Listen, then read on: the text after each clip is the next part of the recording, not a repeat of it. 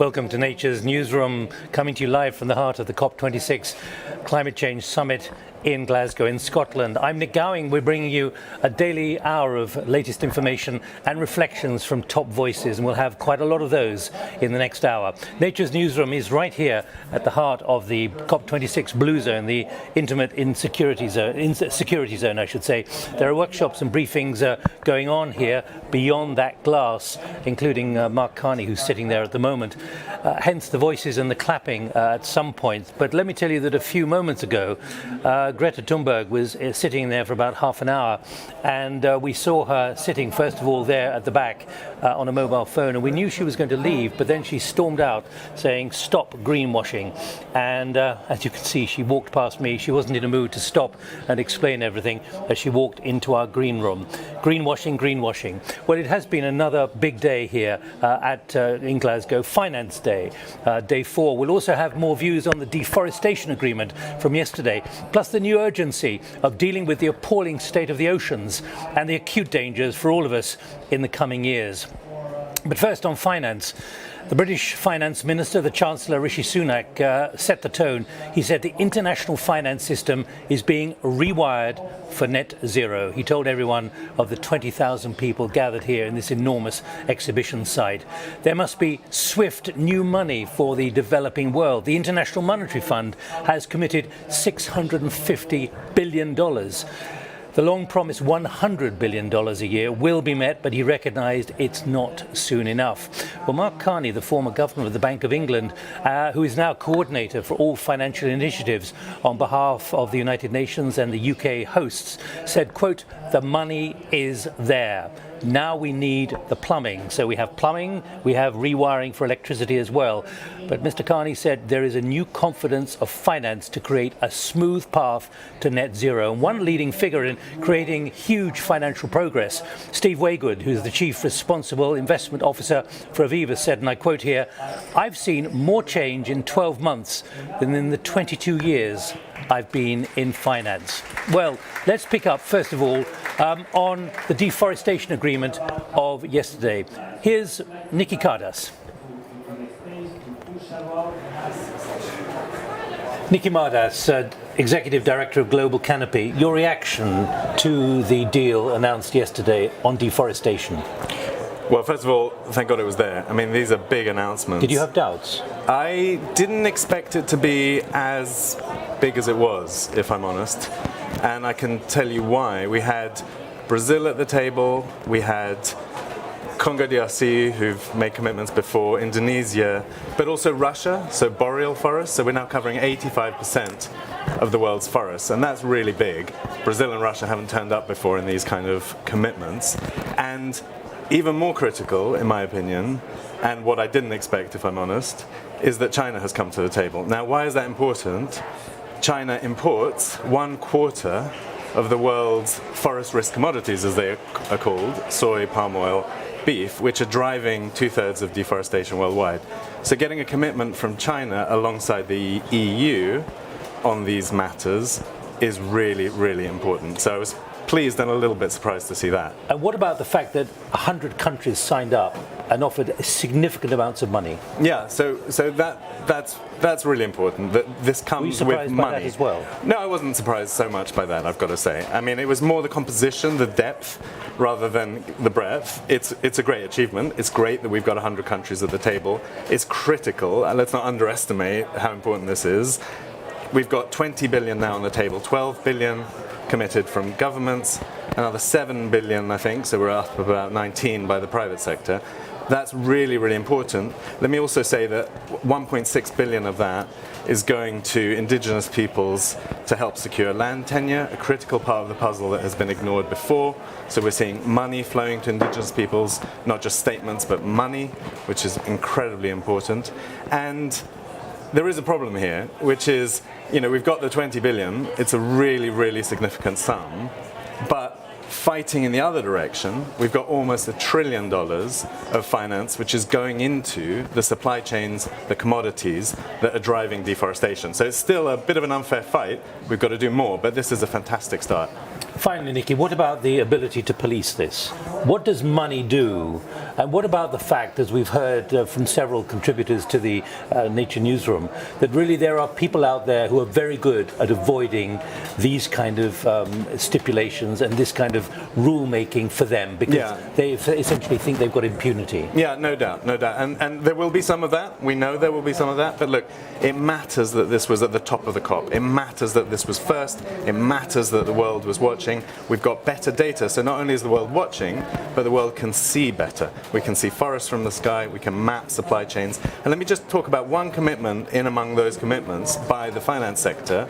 30 plus financial institutions with 9 trillion almost in assets under management committing to get deforestation out of their supply chains, halting the bad finance by 2025. And today we're launching a roadmap that shows them, helps them, enables them, says this is what you need to do to get there, and we'll be tracking against that. So we and other independent groups will be looking at those commitments and tracking them year on year. So hopefully there's no place to hide. Will everyone deliver on their commitments? No, but it's a step in the right direction. Nikki Martins, thank you. Thank you so much. Well, let's pick up on reflections about finance particularly and the impact on every nation. And I'm joined by Carlos Manuel Rodriguez, who is Chief Executive of Global Environment Facility. Carlos, you've been in that job now for just over a year, former Environment and Energy Minister for Costa Rica. Mark Carney is sitting there and he talked about there being now the need for plumbing. There's plenty of cash, but we need now the plumbing. That is correct. That is correct. And can that be achieved? Yes, totally. It can be achieved. And that plumbing needs to go quickly and in the right direction. Is there a design for it? Well, there is plenty of design.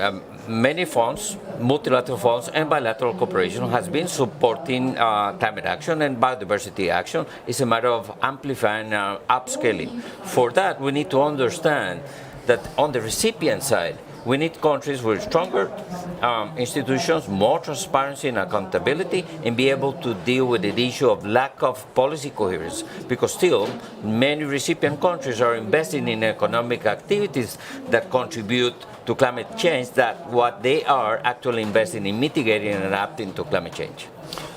What about the trust level? Do you feel in the first 3 days of this summit that there really is a sense that actually stuff is happening in a way that you could not have imagined even a year ago? Well, definitely yes. Definitely yes. And trust and building trust is probably the most important outcome of this COP.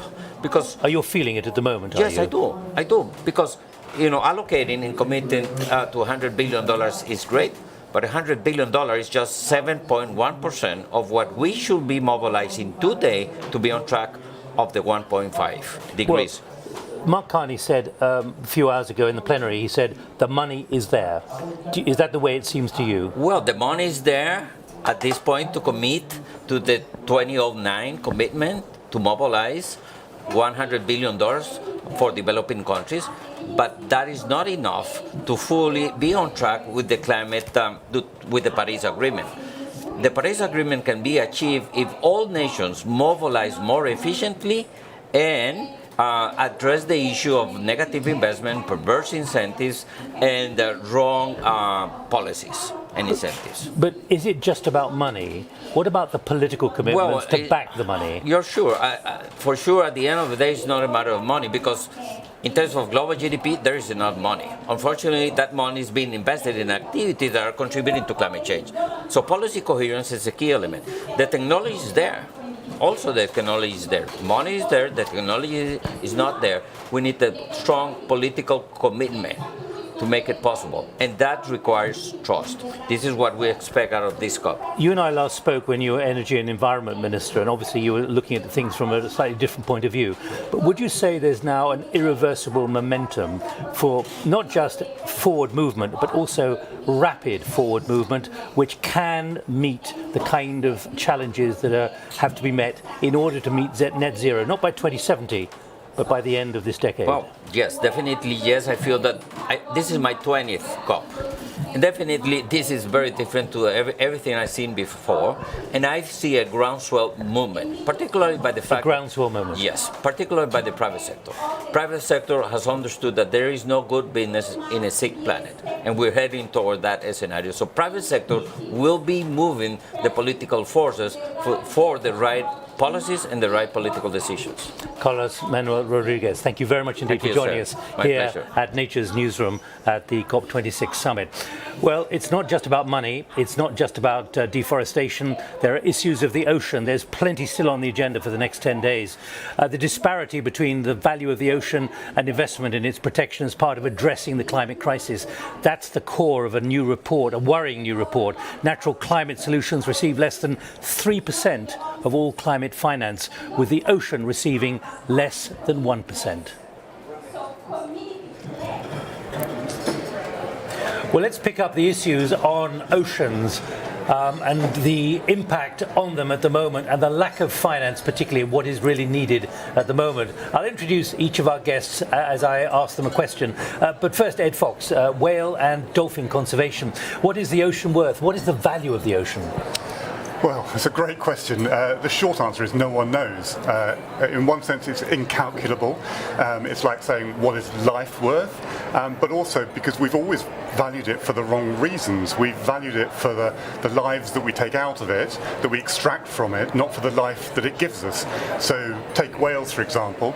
I can tell you what the value of a whale steak is in Japan, or how much they sell whales for dog meat in Norway. But no one has worked out really what the value is of the life of a whale over 200 years in some cases, in terms of the benefits that they bring back to the environment, soaking up carbon, moving nutrients around, and even when they die, they help to help the ocean flourish in terms as their bodies sink to the ocean floor. So what we're trying to do is actually to answer that question: what is the ocean worth to us if we actually valued the nature-based, the natural services that it provides us? But does value actually have to be in dollars or euros or pounds? Yes, in short answer, you can value it for all the intrinsic, the kind of the well-being that we get from it.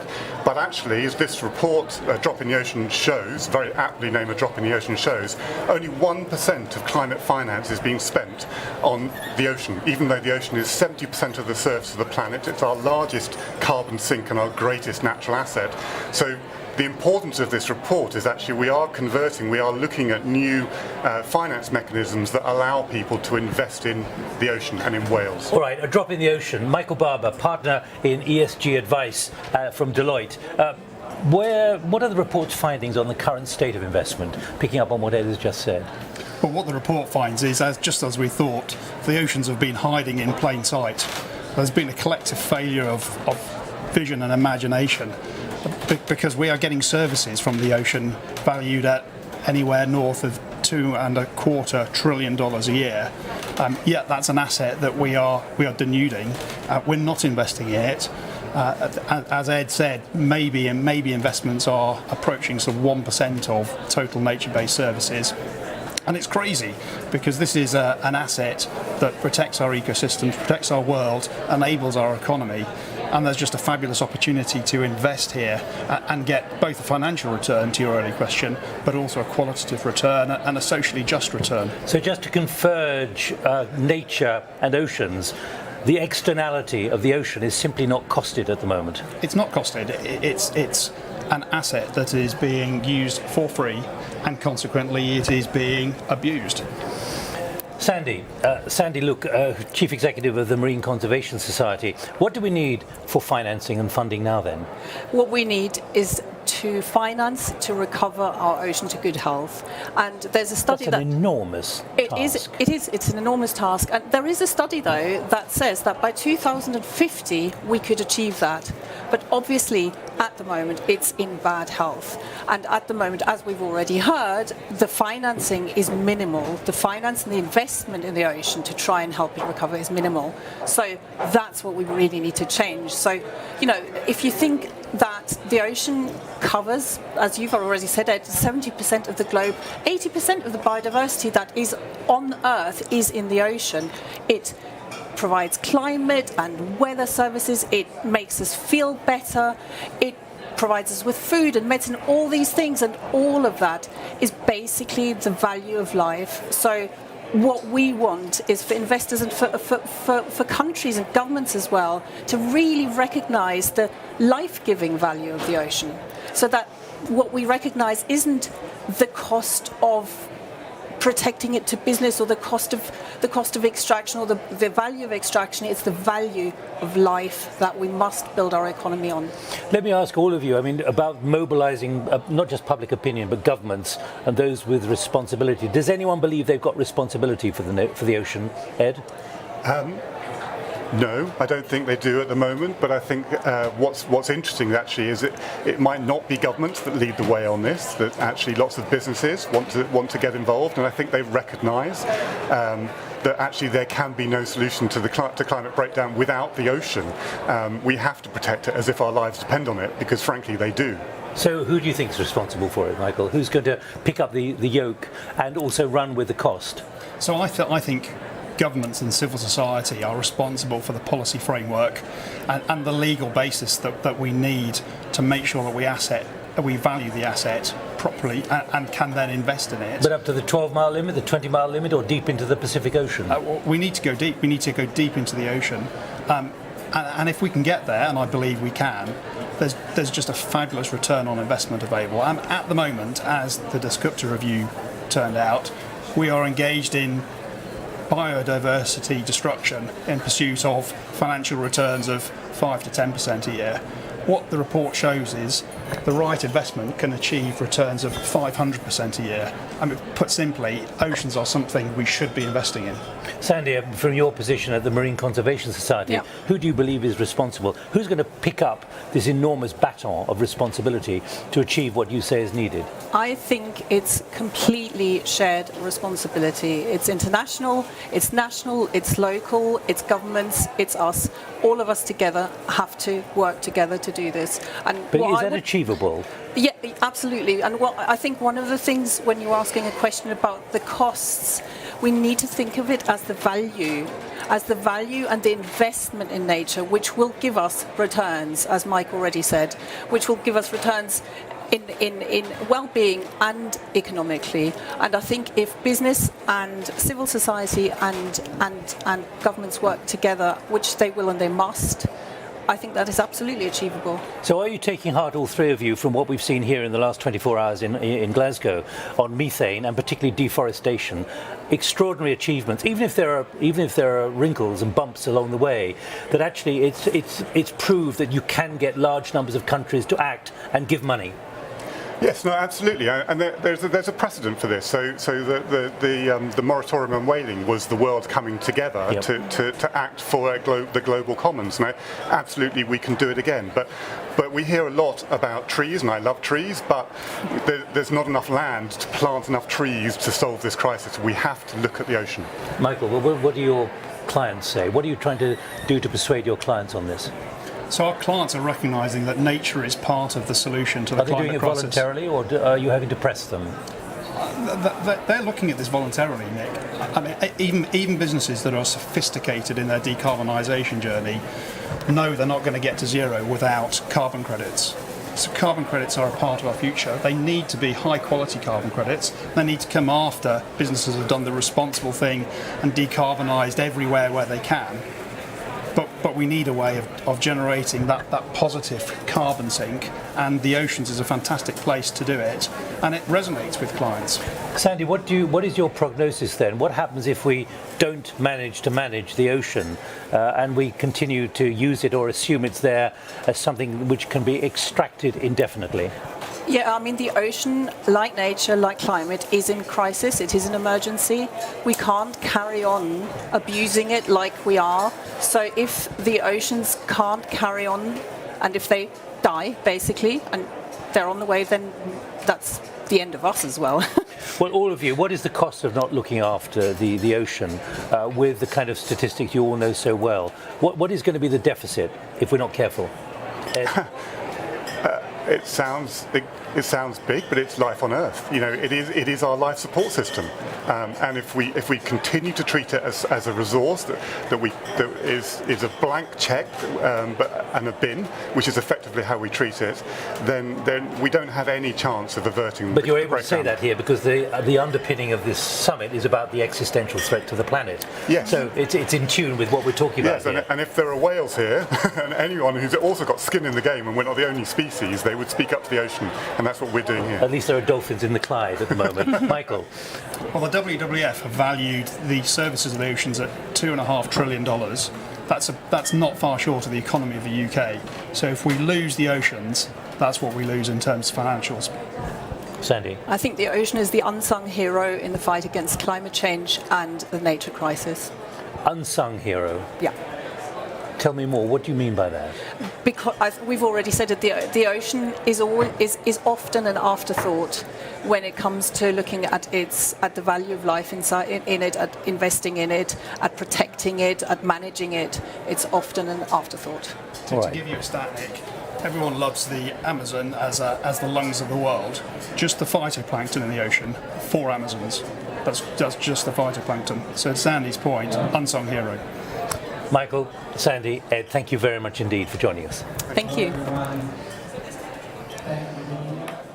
You're with Nature's Newsroom with me, Nick Gowing. So we've had oceans, we've had finance. Let's look again at deforestation, and particularly the impact on Indigenous people. I'm joined by 3 guests here who can talk about whether the deforestation agreement of Monday is really strong enough. First of all, let me go to Kristen Walker, who's Managing Director for the Centre of Communities and Conservation at Conservation International. Briefly, Kristen, is it enough? It's almost enough. It's almost enough when there is proper recognition for the rights of Indigenous people in those countries that have acknowledged that. What's missing? Legislation that recognizes the rights of Indigenous people at the national level. What about our guest from Nepal, Tunga Rai, who's National Coordinator for the Nepal Federation of Indigenous Nationalities? Are you heartened by the deal? It's a good sign, given that this is undertaken in a proper way, meaning that the land tenure and the land rights of Indigenous peoples are secured while addressing deforestation and forest degradation. Peter Seligman is CEO of Near Terra. Welcome, Peter, which advocates for Indigenous people across the world. Are you pretty buoyant after the deal? I'm encouraged. I'm encouraged that leaders, governments, philanthropists are all focusing on the issue of reducing deforestation. And I think that the acknowledgement that the protection of Indigenous peoples is an essential part of any strategy for addressing climate, biodiversity is right on. And I think it's important that we need to recognize that the details of delivery and accountability have got to be addressed very carefully. All right, so what's missing, Kristen? I think what we really need to have to focus on is how we actually get resources to the ground to help communities. What kind of resources? There was an announcement yesterday, $1.7 billion for Indigenous peoples and local communities. Do you think that's enough? No, it's not enough at all. But I think the challenges we have is that how is that money getting delivered to the ground? How are people like Tunga and their communities helping to design mechanisms where they can receive the funds, but also show they're accountable to them without the bureaucracy that some of the overseas development aid comes with? What would that money buy? What would that money buy? I mean, Tunga's the best one to talk about I'll ask him in a moment. But I think it's really supporting that Indigenous leadership on the ground to protect the planet and help fight against deforestation. Tunga, your view from Nepal, is it the money is there but not enough? Yes, if we see the data, 80% of the world biodiversity exists in the territories of Indigenous peoples. Then if you look at proportionate of the amount allocated or placed 1.7 billion for Indigenous peoples and local communities, then this is the question. Is it really the proportionate of the contribution Indigenous peoples and local communities are doing to conservation of biodiversity and the environment? And second most important question is what we do and how we do it. Peter, Nia Tero means one earth in Esperanto. Our Earth. Our Earth. I can't read my writing here. Our Earth. Oh, yes. Rather than one earth. But what about your view of what needs to be added to a deal? Okay, it's quite a significant deal that was achieved, but it's still not, according to Kristen and Tunga, enough. They're both absolutely right. I mean, it's a big step in the right direction. It's an indicator that there's a growing understanding that indigenous peoples who control a third of the earth and 80% of the biodiversity and much of the above ground carbon have to be acknowledged as the people that understand this place. Were you surprised by that? Not really. I wasn't surprised because there has been this growing emergence of intense movement and communication amongst indigenous peoples. A lot of effort to reach governmental leaders, a lot of effort to reach the philanthropic leaders. Nia Tero was involved in a recent commitment of $5 billion by 9 major philanthropies to support 30 by 30, the idea of protecting 30% of the earth by 2030.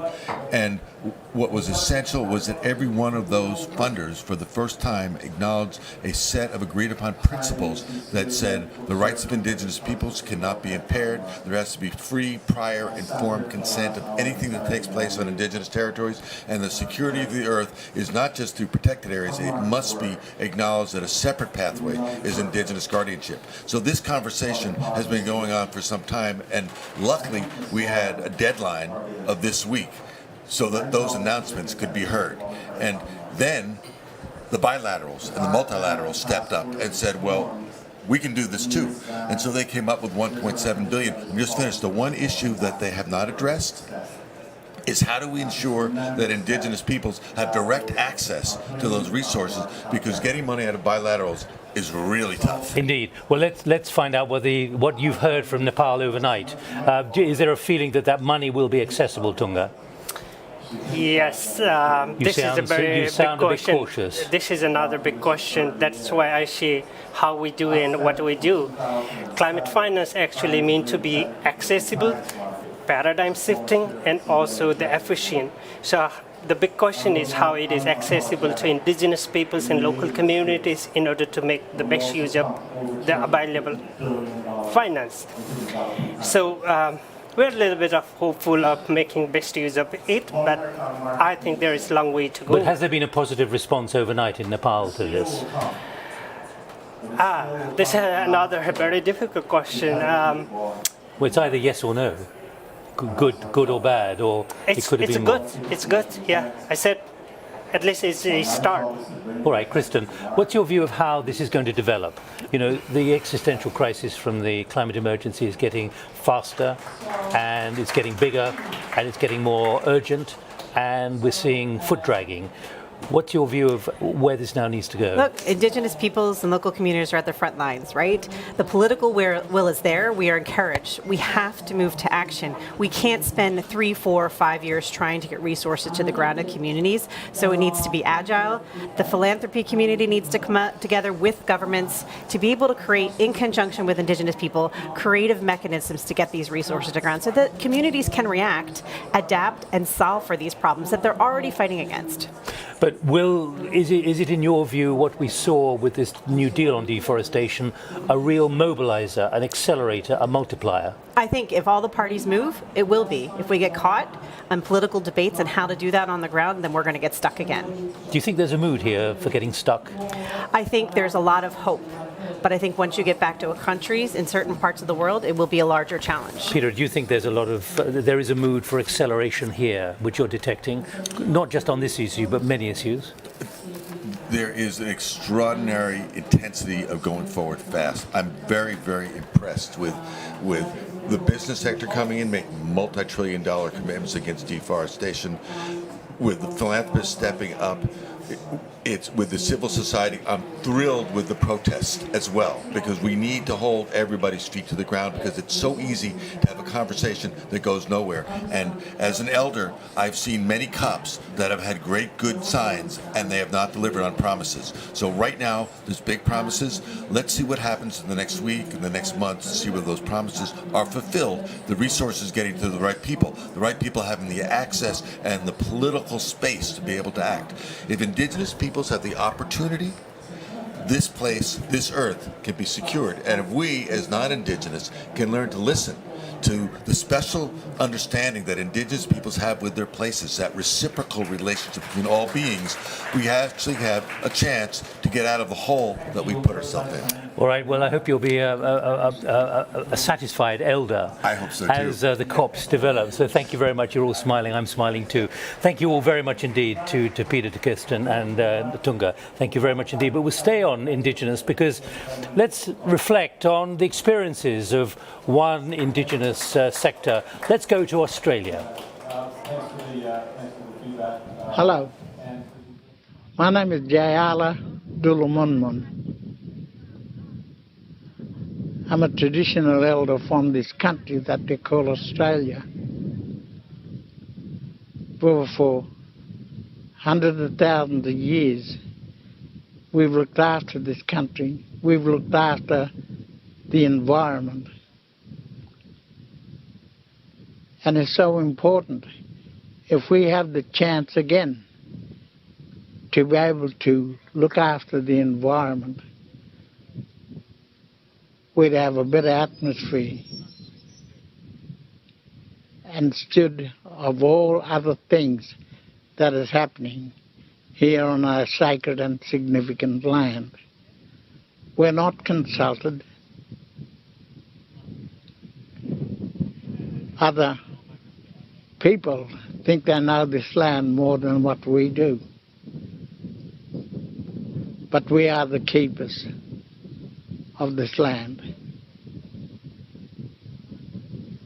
We don't own it. We live with it and on it. And we don't take that possession of being ownership.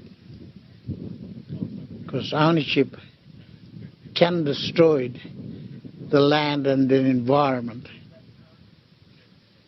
And we need to be able to come back to that. So thank you, Glasgow, for allowing me to speak the part that I need to talk about environment. Thank you.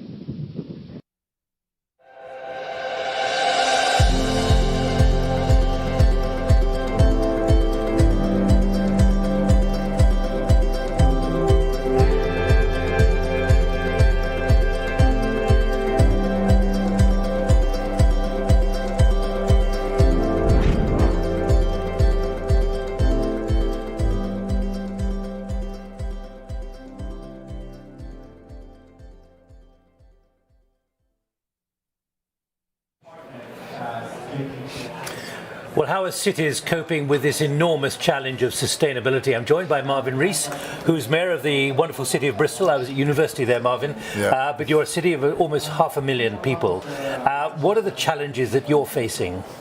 Well, it's paying for it, to be perfectly frank. 42 square miles, 465,000 people today, growing to 550,000.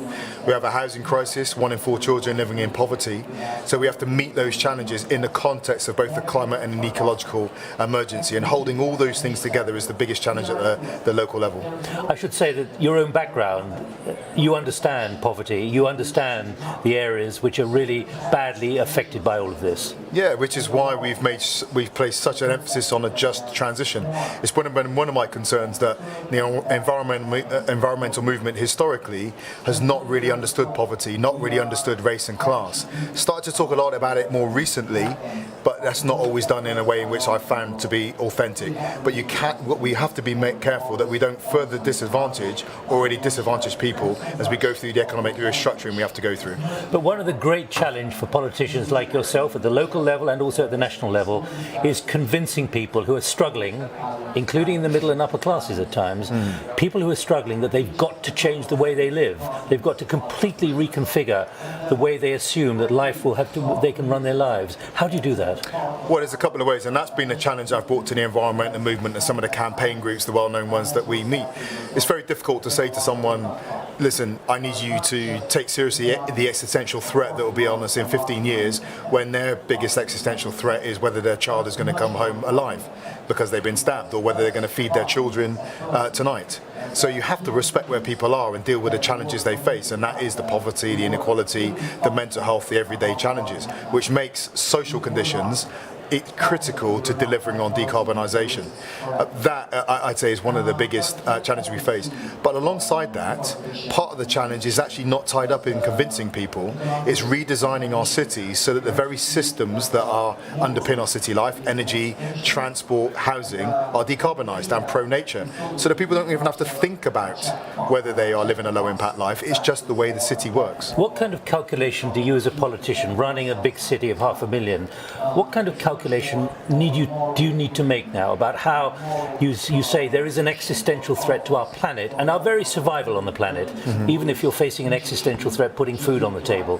How do you get over that, given the emergency and the pressure and the time pressure here we're hearing at Glasgow, the imminent international catastrophe? Yeah, well, it's very difficult to get over it because the crisis we face today in areas like adult social care, special educational needs, children's mental health are right here, right now, and an area we have to deal in. But we do try and, so as a local government level, what we find is we are trading with the funding crisis, trading off crises against crises, but also immediate crises against long-term crises. And that takes the wisdom of Solomon that I don't have and very few of us do. But what we are doing is working much more collaboratively. So at the city level, life in Bristol is not shaped only by Bristol City Council, it's universities, it's business, it's voluntary sector. So we've worked together to write our climate strategy and our ecological strategy. And what we're also doing is working at the national and international level to try and identify new sources of finance that we can use to invest in the decarbonisation and pro-nature development opportunities that are out there. Overall, Marvin, and this is not meant to be a simplistic question, do you think everyone gets it yet, particularly business, which can lead so much, just having in HR and the kind of relationship between workers and their bosses, they can come up with ideas, they can realise that there are different ways of running a business? I think people can get it. I would say most people would get it, but most people get that racism is wrong, that child hunger is wrong, that sexism is wrong. But what about that the doesn't climate mean emergency? well, that's what I'm saying. It's in that category. We can get it and not solve it, and that's the danger. I think one of the biggest threats to COP at the moment is that what will happen is we'll have a whole series of big financial announcements that are not actually attached to how we're going to get it done. So $1.4 trillion that is not attached to real places, measurable outcomes and specific dates is just $1.4 trillion that's not accessible to the people that are actually going to deliver. So it's very important that COP talks about how as well as how much. And are you being listened to? We're getting traction here, and I think there's a growing conversation about the importance of mayors. And on that front, I'd say you cannot have a conversation about decarbonisation without talking to city leaders. We know that the challenge on climate change will be won or lost in cities. Bad urbanisation will cost the planet disproportionately. Good urbanisation offers more efficient living and could actually be the solution to a growing world population. But it means that we've got to attach the announcements made here about finance to the actual places people are going to be living. Marvin Rees, Mayor of Bristol, the Western English city, welcome. Thank you very much indeed for that. I should say the applause probably should be for you, but actually was from a workshop outside. Well so thank you very much indeed. Thank you. So if you come with the applause, you got it. Thank you very much, Marvin. Thanks. You're with Nature's Newsroom, applause and all, nothing guaranteed though. I'm Nick Gowing. Let's move on now. What's it like negotiating? What is going on behind those closed doors, or wherever you can track what is happening?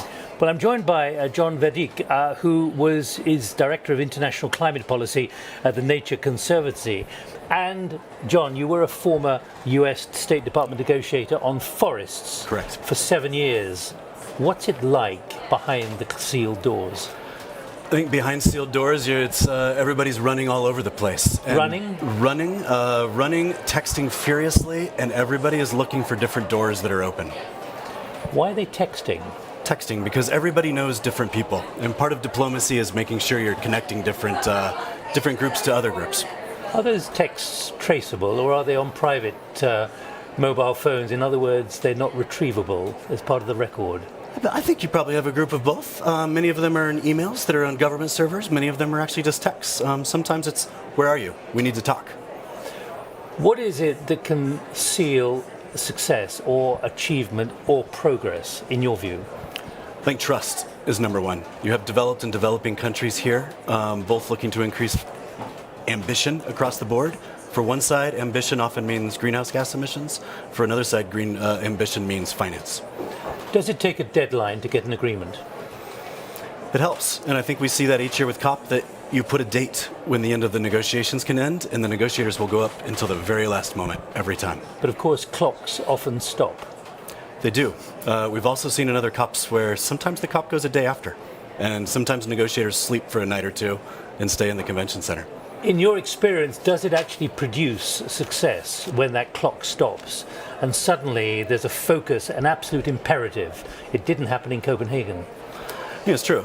In Paris, the clock actually helped push. But in Paris, it went until 3, 4 in the morning every night for the last few nights. And I think the thing that was different is the higher up political ambition, the higher up the big push from presidents and prime ministers was there, which comes down to negotiators, makes the negotiators open up a little bit their red lines, and you find out what's a pink line and what's a red line. Did you often ask yourself, why does it need 4 o'clock in the morning and getting up at 6 o'clock, having a couple of croissants, a bit of coffee, and then going back into the room? Why can't this be done in a more measured way? Yeah, I think that's true. I always ask myself that at about 3 in the morning. But I think part of it is also, it's a decades and probably centuries old diplomatic move. Try to tire everybody out, wear them down, get to a point where some of these things that people were saying, red lines in my country can't go here, become something that this can be traded for this, or this can be a little bit more flexible. Final thought, John. I mean, when you listen to the language from Monday and Tuesday, apocryphal language, apocalyptic almost as well. We're 1 minute from disaster. We're 1 minute from catastrophe. We're facing, as Antonio Guterres, the UN Secretary General, said, we're facing catastrophe. Is that enough, do you think, to make people, even if they're under very intense political direction, come to a middle ground, or is it actually digging people into, particularly from some countries, into a position from which they don't really want to emerge to come to some kind of last minute deal? I think we've known the science is there for a number of years. The IPCC has told us that we're going in this direction. And it's getting worse. It is getting worse, and the science is getting better, and so we're more certain. I think the one thing that's changing is it's not just the agreements here at the UN that are going to solve all this. It's going to be what are cities doing, what are countries doing, what are corporations doing to green their supply chains. It's going to take all of us doing everything we can, not just the negotiations. All right, John. Well, thank you very much indeed. John Verdiek, the Director of International Climate Policy at the Nature Conservancy. Thanks for the insight into what negotiation is really all about. Well, it is now 24 hours since the deforestation deal. Svein Holstetter is President and CEO of Yara International, which specializes as a giant in agricultural products. It's one of the leading companies of the world when it comes to crop nutrition and science-based farming. What does he think the impact of the deforestation deal will be? Sven, is the deforestation deal symptomatic of something far more dramatic which farmers will take notice of? Sure, and I'm really pleased now to see from the discussions yesterday that nature is really put on the agenda and that we're addressing deforestation. I mean, look at agriculture. 25% of greenhouse gas emissions come from agriculture. Half of that is change of land use, which to a great extent also is causing deforestation. So by putting that on the agenda, putting structures in place that help the farmers to get rewards for driving their farming in the right way, I think that's very positive. Also the deal on methane, and the methane tends to come from animals. Yeah, so we need to look at the totality here, and methane is a potent emissions. So we need to deal with that. But again, it's not only about putting restrictions, but it's about putting incentives in place to drive the right behavior, and that's an important part of this. But how do you reckon the average farmer, whether large or small, is really going to view this? Will they see this as something to be avoided, which they can through jiggery-pokery, they can somehow do it? Or will they respect it and understand the principles behind it? Well, I speak with the farmers very often, and in Yara we reach out to 20 million farmers across the world, and I don't think any of them wake up in the morning thinking about how they can do harm to the environment. On the contrary, if there are any people that really look after land, it's the farmers. But we have put in place as a world incentives that don't reward the right behavior. So if you can create a structure that helps farmers to get paid not only for the crops, but how efficient it was produced, the water that is used, good nutrition use and nutritional content, we will create a structure that is helpful for the farmers rather than harmful. But for many of them, for most of them, the idea of regenerative agriculture, changing the way they do their farming, doesn't come easy. In fact, some of them resent it. Well, we have a history as well where a lot of burdens have been put on the shoulders of the farmers. And I can understand that there is some skepticism to this because of changes in regulation and changes in incentives in the past. But one important part here is to really define what is regenerative agriculture, so we have a predictability around that, and that's something that is key, and that I'm also spending a lot of time on, that we have that predictability that in turn can help the farmers to get paid for running the farms in a sustainable way, and we have to structure it in a way that creates incentives and income for the farmers as well. Has there been a significant amount of momentum created in the last 24 hours here in Glasgow, which is irreversible now for the farming community? I hope so. Do you believe so? Well, it's still, I can't conclude on a 2-week event in 24 hours, but I see a lot of positive momentum, and I see strong participation from the private sector and from the organizations as well, so I'm positive. Sven, thank you very much indeed. Thank you. So let's keep that momentum going on food, particularly in the agricultural sector. And as we heard there from Sven Holstetter from Yara, he's hopeful that there will be some kind of change. I'm joined now by Sarah Farouzesh, who is from the Just Rural Transition. And you're joining us to talk about this. Particularly, you've got 3 points you want to make, one of which is about agriculture, about food transformation. What's your point? So we want to welcome the package of measures that were introduced yesterday, the commitments to eliminate deforestation and transform land use and food systems and agriculture. But there are 3 things that we want to remind everyone. One is that these commitments and pledges now need to turn into action. We've had pledges and commitments before. We know that's not going to get us where we need to be. The food and ag systems and agriculture currently contribute around 1/4 of global greenhouse gas emissions, and we can't really remain within the 1.5 degree if we... Are you skeptical and suspicious then? No, I'm hopeful, but I think this is now time to take action. We have 10 years to transform this sector, and the scale of the challenge is huge. We need to transform the sector whilst continue feeding a growing global population.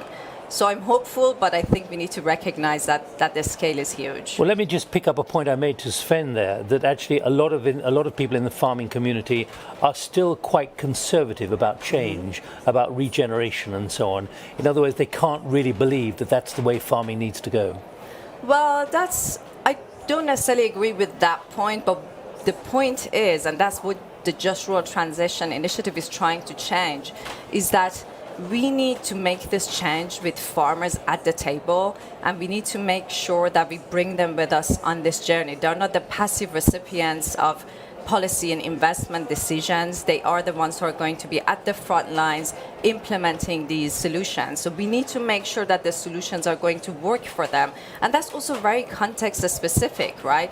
So we need to develop these solutions with the farmers at the table, or at the kitchen, and make sure that the solutions that are going to come out of this is going to be, delivering. Are you for saying them. from your experience at your organization that the farmers are not included enough? They are not included enough, absolutely. And Are I think they ignored? They are not ignored. I think that's changing and for the better.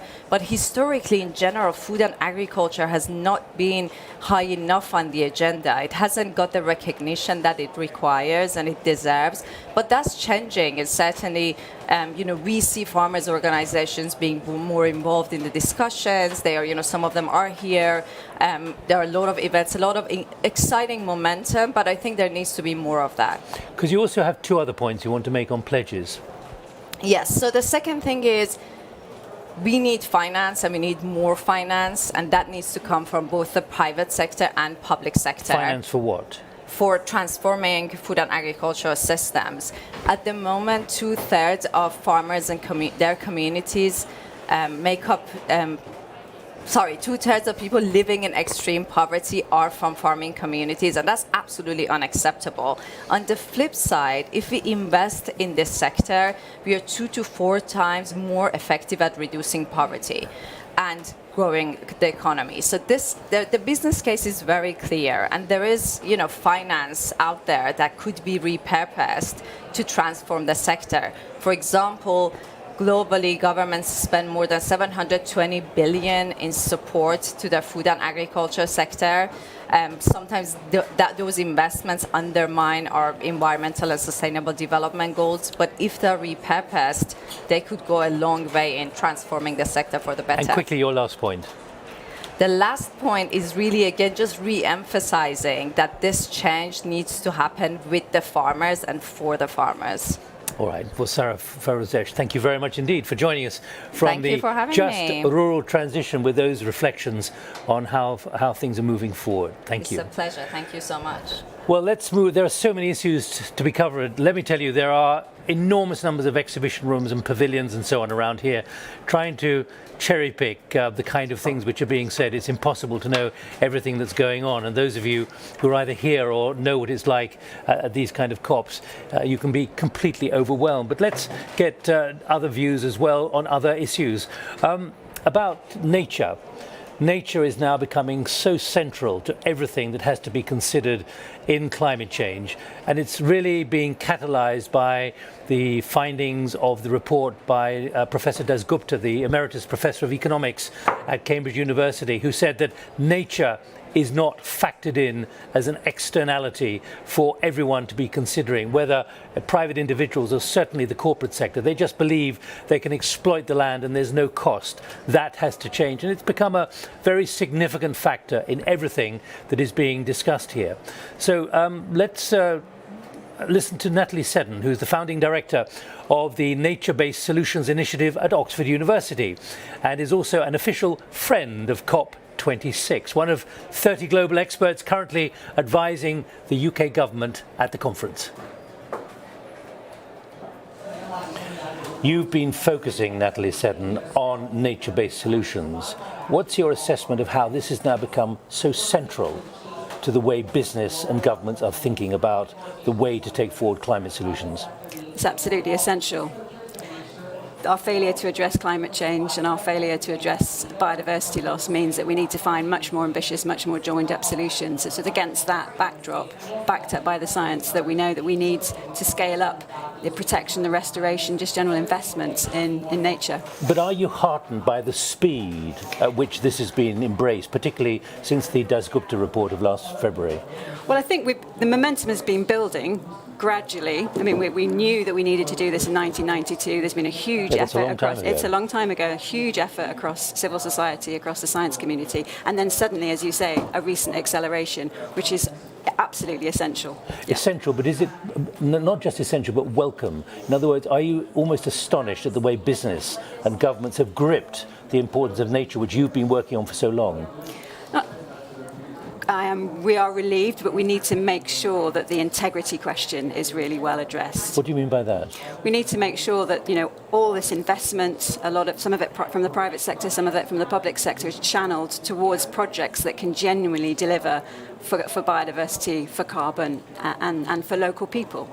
And there are concerns that at the moment, some of that money is going towards projects that don't have that high integrity, that won't necessarily deliver on one or even any of those goals over the long term. But central to all of this has really been an essential abuse of nature. Taken for granted, it comes free, instead of which it being a cost and an externality to be put into calculations. Is that a major change for you? Yes, absolutely. I mean, we have to repay our debt to nature. All the incredible development gains of the last 2 centuries in health and education and technology has been achieved without paying our debt to nature. It has been assumed that, the services that biodiversity supports comes for free, and it's now payback time. We now realise that we can no longer not, take the incredible value of nature into account when making decisions. Well, you say it's understood, and you're a professor of nature-based solutions at Oxford University, but vast numbers of people out there have no clue about the work you've been doing and the importance of the work that you've been doing, and therefore the way they are abusing nature in virtually everything they do, day in, day out. Communities across the world are realising that we need to invest in nature to be protected from the growing impacts of climate change, as well as to help us slow the warming. So there's already an enormous amount of warming locked into the system. We're already seeing increased fires and floods and droughts across the world. That's not just in the global south. We're now, it's basically on the doorstep of the really, really wealthy nations, right? And so we can no longer ignore that. And during this period of time where those impacts on climate change on people are increasing, so we're seeing that nature is playing an incredibly important role. For example, the Sundarbans mangrove forest in the Bay of Bengal, protecting enormous numbers of people and property and agriculture during massive cyclones. But final quick question. Do you think the public realises the enormity of the changes they're going to have to make to their way of life? There's a lot more awareness and growing awareness. There's a lot more that needs to be done in informing the public. Absolutely. Natalie Seddon, thank you. Thank you.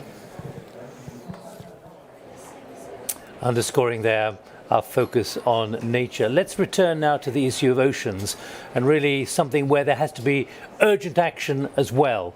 We reflected that with 3 guests earlier. Let's go to Ralph Chammy, who's Assistant Director in the International Monetary Fund.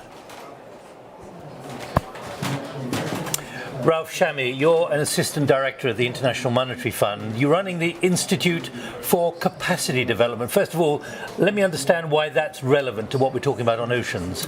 Oh, definitely, because what is capacity development is helping countries understand and manage better their natural resources, not only their financial resources. So how do we ensure that money is going to go to the right places, particularly the talk here and the mention here of under the Glasgow Financial Initiative, known as GFANZ, that there's $130 trillion of investment needed? Indeed. So it's not only that the money is there, the question is how do you bring the money to do the right thing, because money can come in and not necessarily do the right thing.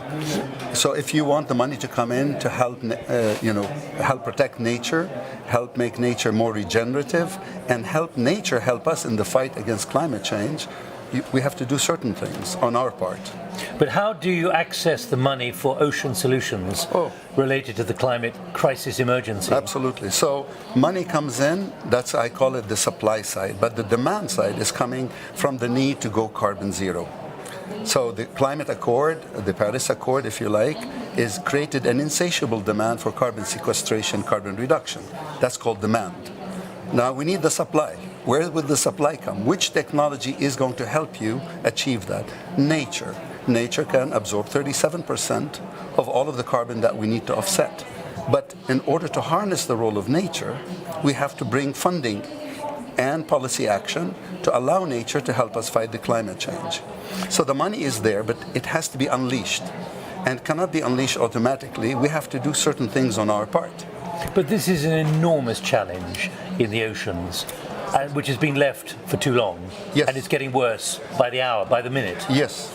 Well, we left it for too long for 2 reasons. If you don't know something, If something is foreign to you, then you can abuse it with impunity. So the idea is we didn't want to know anything about the oceans because then we can dump all of our toxic waste in it and we can cut and pollute and extract from it. Now the science is revealing to us how important is the ocean. For example, the ocean absorbs 25% of all of the carbon dioxide.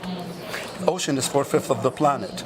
Two companies, let me just give you an example. Two companies, Eni and the company that owns British Airways, in order just to offset their carbon footprint on land, you need 12% of the land mass. That's for two companies. So how in God's name are we going to offset the rest of our carbon footprint on land? We need the ocean. The ocean is a carbon sink. Ralph, quickly, yes. How do you ensure this cash, when it arrives, if it arrives, goes to the right places, given the enormity of the challenge? Beautiful. So, when I invite you to visit my home, I have to make sure that my home is proper, looks nice, everything is fine in its place. Otherwise, you're going to go in and criticize me for the lousy food and how the place is unkept. There are certain things we have to do before the money comes in. Like, for example, when you're talking about unleashing all that money into the natural world, we have to bring that money under certain with an understanding. Two principles. The money has to come in to look after the natural asset, in this case the ocean, in perpetuity.